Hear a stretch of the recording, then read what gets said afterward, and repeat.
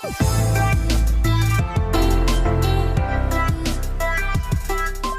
बच्चों, मैं धीरज कुमार साहू, भौतिक ज्ञान प्रवक्ता। बच्चों, आप लोग ही बार बार कमेंट्स देख रहे थे जिनमें बार बार थर्मल पार्ट के लिए आप लोग कह रहे हैं ऊष्मा वाली बात। सभी चीजें क्रम से पढ़ने पर ही मजा आता है। अब हमारे पास अगला 11th के इस कालांश में के दूसरे भाग में हम थर्मल प्रॉपर्टी पढ़ने जा रहे हैं, द्रवों के तापीय गुण, थर्मल प्रॉपर्टी ऑफ मैटर। यहाँ द्रवों से तात्पर्य आप जानते ही हैं, ठोस, द्रव, गैस। हम ठोस के लिए थर्मल प्रॉपर्टी पढ़ेंगे, द्रव के लिए पढ़ेंगे, गैस के लिए पढ़ेंगे। ठोसों का ताप बढ़ाने पर क्या होगा, द्रवों का ताप बढ़ाने पर क्या होगा, गैसों का ताप बढ़ाने पर क्या होगा, इन सब गुणों को यहाँ पर हम जानेंगे। पूरा बेसिक कॉन्सेप्ट है इस अपने सिलेबस में। आइए चलते हैं। तो सबसे पहले थर्मल प्रॉपर्टी, थर्मल माने ऊष्मीय, तापीय। तापीय वर्ड जानने के लिए सबसे पहले हमें ऊष्मा जाननी होगी। हीट क्या है, ऊष्मा। तो पहली हेडिंग आती है ऊष्मा। ऊष्मा क्या है? ऊष्मा एक प्रकार की ऊर्जा है जिसकी सहायता से वस्तुओं के हमें ठंडेपन और गर्माहट को क्या होता है पता चलता है। वस्तु ठंडी है या वस्तु क्या है, गर्म। वस्तु की गर्मी और ठंडक का महसूस कराने वाली ऊर्जा ही ऊष्मा कहलाती है। यानी जिससे हमें यह पता चलेगा वस्तु ठंडी या गर्म है, उस ऊर्जा को क्या कहेंगे, ऊष्मा। सीधी सी बात, काल का ही भाग है लेकिन अलग है। काल में एक व्यवस्थित क्रम होता है, ऊष्मा में व्यवस्थित क्रम नहीं होता है। ध्यान रखेंगे, ऊष्मा गर्मी और ठंडक को व्यक्त करने वाली ऊर्जा है। हम ऐसे बात करें कि वस्तु, प्रत्येक वस्तु अनेक कणों से मिलकर बनी है। कणों मीन्स परमाणु, इनके स्थानांतरण गति के कारण जो ऊर्जा होती है उसी को हम क्या कहते हैं, ऊष्मा। वस्तुओं के, अणुओं के संघट के कारण जो ऊर्जा उत्पन्न होती है उस ऊर्जा को हम क्या कहते हैं, ऊष्मा कहते हैं। ऊष्मा का मात्रक जूल होता है। इसे हम का अन्य मात्रक भी हैं कैलोरी और किलो कैलोरी। इसके अन्य मात्रक भी हैं कैलोरी और किलो कैलोरी। ठीक है ना। अब बात करें हम ताप की। किसकी बात करते हैं, ताप। ताप क्या है, क्वेश्चन यह उठा। ताप,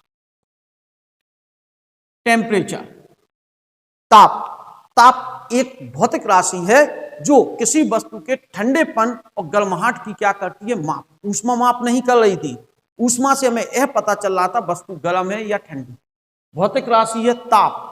ताप वह भौतिक राशि है जो वस्तु के ठंडेपन एवं गर्माहट की क्या करती है, माप करती है। क्या कहलाती है, ताप कहलाती है। ताप वह भौतिक राशि है जो वस्तु के ठंडेपन और गर्माहट की क्या करती है, माप करती है। क्या कहलाती है, ताप कहलाती है। ताप वह भौतिक राशि है जो यह बताती है कि ऊष्मा किस स्थान से किस स्थान को जाएगी। यानी ऊष्मा गर्म वस्तु से कहां जाएगी, ठंडी वस्तु की ओर जाती है। इसका अगर हमें अध्ययन करना है तो किससे पता चलेगा, ताप से। इस वस्तु का ताप ज्यादा, इसका ताप कम है, इसलिए ऊष्मा इस वस्तु से इस वस्तु की ओर जा रही है। ताप वह भौतिक राशि है जो बताती है दो वस्तुएं तापीय साम्य हैं अथवा नहीं। ताप वह भौतिक राशि है जो यह बताती है वस्तुएं तापीय साम्य हैं अथवा नहीं। तापीय साम्य से मतलब संतुलन में है अथवा नहीं है, इसको व्यक्त करती है, ताप कहलाती है। अब ताप की बात करें, जब ताप भौतिक राशि है तो इसका मात्रक होगा, इसका मापन होगा, क्योंकि हमने पीछे पढ़ा है भौतिक राशियों का मापन किया जा सकता है। तो ताप का भी हम यहां मापन करेंगे। ताप को मापने के लिए डिग्री का प्रयोग किया जाता है। किसका प्रयोग किया जाता है, डिग्री। तो डिग्री का प्रयोग किया जाता है, ताप को मापने के लिए डिग्री का प्रयोग किया जाता है। तो हमसे क्वेश्चन कहा गया डिग्री क्या है, इसको समझें। एक डिग्री से आप क्या समझते हैं, एक डिग्री ताप क्या है?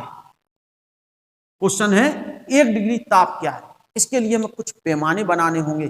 ताप को मापने के लिए कुछ ताप मापक पैमाने बनते हैं। उन पैमाने, उस डिग्री को बड़ा समझे। पहले हम डिग्री बनाने के लिए सबसे पहले किसी वस्तु के दो स्थिर ताप लेंगे। दो अवस्थाएं ऐसी लेंगे जिनके ताप क्या हो, स्थिर हो।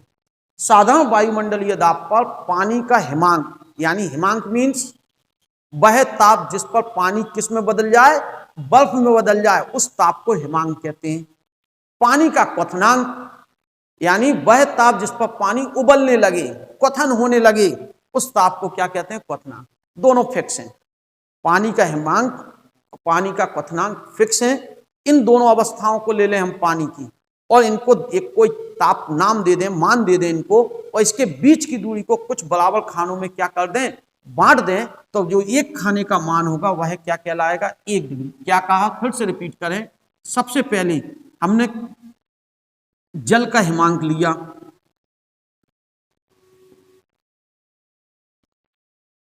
उसको एक ताप दे दिया, मान लो ताप दे दिया T1। फिर जल का क्या लिया? क्वथनांक, इसका ताप दे दिया हमने T2। इनके बीच को बराबर खानों में हमने क्या कर दिया? बांट दिया। तो एक खाने का मान कितने डिग्री के बराबर होगा? 1 डिग्री के बराबर होगा। 1 डिग्री परिभाषा फिर से रिपीट करें।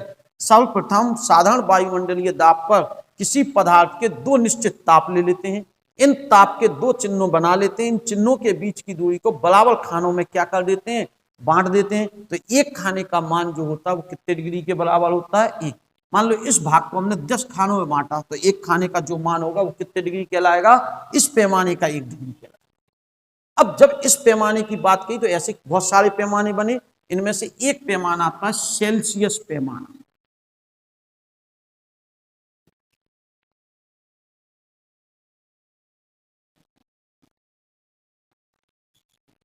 सेल्सियस पैमाना 1710 में सेल्सियस नामक वैज्ञानिक ने बनाया।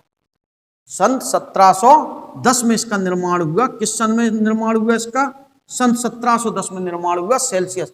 सेल्सियस ने क्या किया? जल का हिमांक जो था वो 0 डिग्री सी लिया। जल का हिमांक जो था वो कितना लिया? 0 डिग्री सी लिया। और जल का जो क्वथनांक था वो 100 डिग्री सी लिया। और बीच की दूरी को कितने बराबर खानों में? 100 खानों में बांटा। तो एक खाना इसका जो था वो कितने डिग्री सी के बराबर हो गया? 1 डिग्री सी के बराबर हुआ। इस पैमाने को सेल्सियस पैमाना कहते हैं। कौन सा पैमाना कहा? सेल्सियस। सेल्सियस नामक वैज्ञानिक ने ताप को मापने के लिए एक पैमाना बनाया सन 1710 में। इन्होंने कहा कि पहले जल का हिमांक 0 डिग्री सी माना, क्वथनांक 100 डिग्री सी माना, बीच के भाग को 100 बराबर खानों में बांटा। एक खाने का मान कितने डिग्री सी के बराबर हुआ? 1 डिग्री सी के बराबर हुआ। इसी प्रकार फिर आगे बढ़े, दूसरा वैज्ञानिक फ़ारेनहाइट आया। तो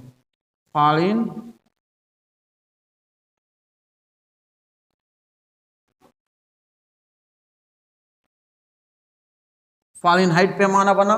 सन कब में बनाया था इन्होंने? सन 1717 में बनाया था। और इन्होंने क्या किया? जल के हिमांक को 32 डिग्री एफ माना और जल के क्वथनांक को 212 डिग्री एफ माना। बीच के कितने खाने बनाए? 80 खाने बनाए। और एक खाने का मान क्या हुआ? 1 डिग्री एफ हुआ। फ़ारेनहाइट पैमाना। ठीक है। फिर एक और वैज्ञानिक का है र्यूमर पैमाना। तो इन्होंने भी एक पैमाना बनाया। कौन सा? र्यूमर पैमाना। सन 1730 में। कब बनाया है? सन 1730 में बनाया। और इन्होंने जल का जो हिमांक माना वो माना 0 डिग्री आर। क्या माना? 0 डिग्री आर। जल का हिमांक कितना माना? 0। ये कुछ गलत हुआ है यहाँ क्या? ठीक, 180 खाने आना चाहिए, कुछ गलत हुआ, घटाओ जरा।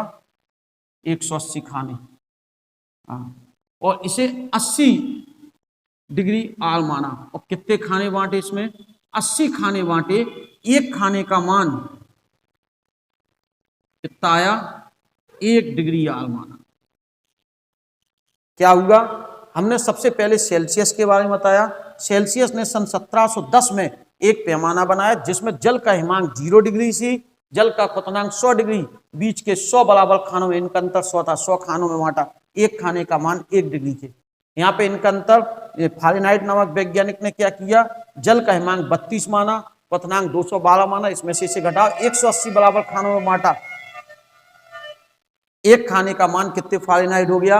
1 फ़ारेनहाइट। सन 1730 में ल्यूमन नामक वैज्ञानिक थे, इन्होंने भी एक पैमाना बनाया, जल का हिमांक 0 और क्वथनांक 80 डिग्री आल माना। इस प्रकार बने पैमाने को ल्यूमर पैमाना कहते हैं और एक 80 खानों में बांटा, एक खाने का मान। फिर एक बना केल्विन पैमाना।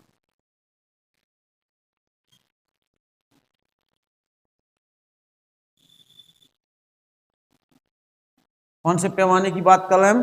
केल्विन पैमाने की बात कर रहे हैं। और केल्विन पैमाना 1852 में बनाया गया था।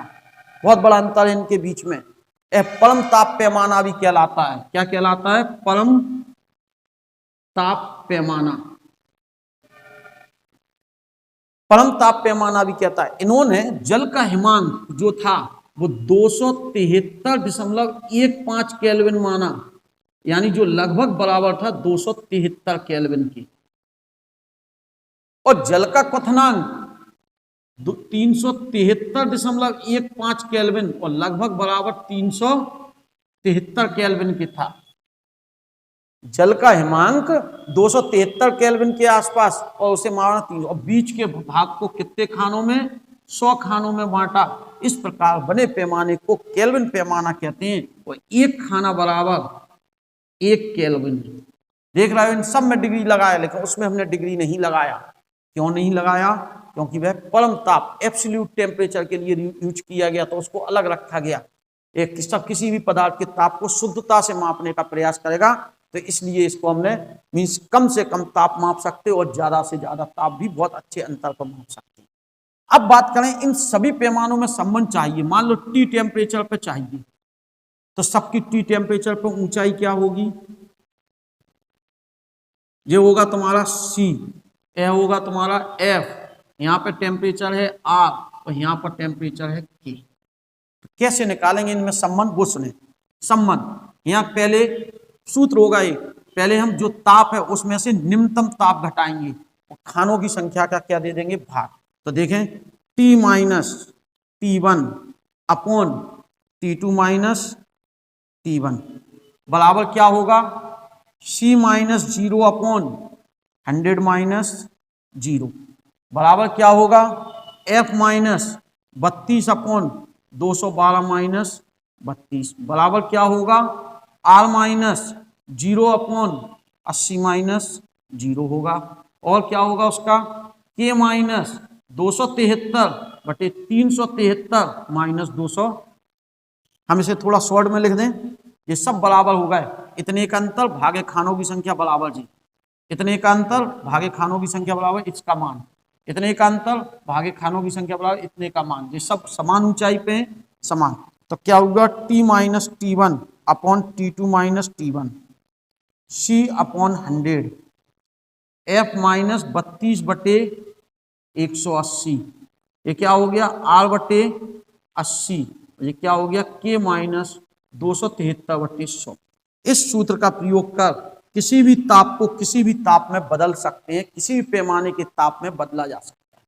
अब क्वेश्चन, इतने ताप पैमाने बनाने की क्या जरूरत है? हम भी बना देते हैं एक धीरज पैमाना, अपना टेम्परेचर न्यूनतम अधिकतम लिख देते हैं बीच के। लेकिन इतने पैमाने आपको विभिन्न स्थानों पर, जैसे फारेनहाइट पैमाने में हम शरीर का ताप मापते हैं, पदार्थों का ताप सेल्सियस में नाप लेते हैं, परम ताप से किसी भी, इनका अलग अलग जगह पर हम प्रयोग कर सकते हैं। इसलिए इन्हें मानता, अब नए पैमाने को जब भी मान्यता मिलेगी जब उसकी आवश्यकता होगी, नहीं तो पैमानों की संख्या अत्यधिक होने से हमें कंफ्यूजन ही पैदा होगा। उससे बचने के लिए फिक्स कर दिए गए कि इतने पैमानों में हमारा काम चल जाएगा, साधारण किसी वस्तु का ताप आसानी से नापा जाए। अब हम मान लो सेल्सियस दिया, फारेनहाइट में बदलना तो इतना सूत्र ले लो, फारेनहाइट को ल्यूमर में बदलना इतना सूत्र ले लो, केल्विन को सेल्सियस में बदलना तो इसको बराबर इसके कर दो, मान रख दो, सॉल्व कर दो, आपको सभी को एक दूसरे में ताप बदला जा सकता है। क्वेश्चन आता है 40 डिग्री C को फारेनहाइट में बदलिए, C बराबर 40 हो गया, फारेनहाइट में निकलना है तो इतना बराबर कर दें, C का मान चाहे F का मान निकाल लो। इस प्रकार से हम इस पे सवाल आसानी से कर सकते हैं। अगले भाग में हम जानेंगे ठोसों के तापीय गुण, ताप मापक पैमाने। ठीक है, तब तक बने रहें साथ में, तब तक के लिए नमस्ते, थैंक यू।